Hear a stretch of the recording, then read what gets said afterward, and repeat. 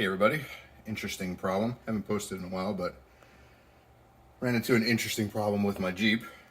The speedometer stopped working, and the two gauges and the two lights on this side of the dash cluster stopped working. The rest of the lights were working fine.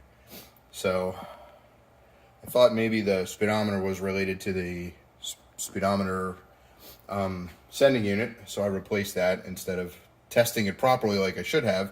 I just replaced it, and that did not fix it. I replaced all the light bulbs in the gauge cluster first.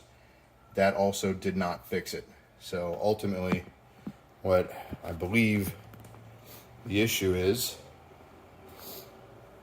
you can see my gauge cluster. The wiring in the back, I checked everything here and took it apart, and it appears that there's some corrosion on this bottom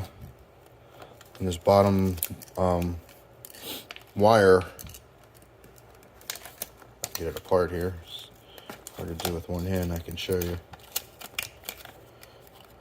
I had previously taken this apart, so I'm not doing a instructional video. Everybody can figure out which screws to take out. But there's a lot of corrosion.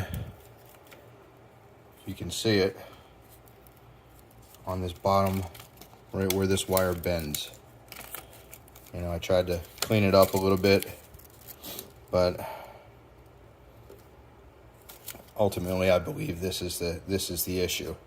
So I found somebody on eBay that had, you know, a working wire.